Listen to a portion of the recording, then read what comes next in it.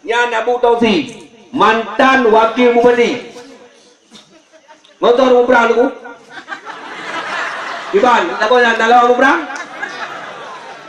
Bukan MU lah yo, yang lawan. Yang mantan panglima.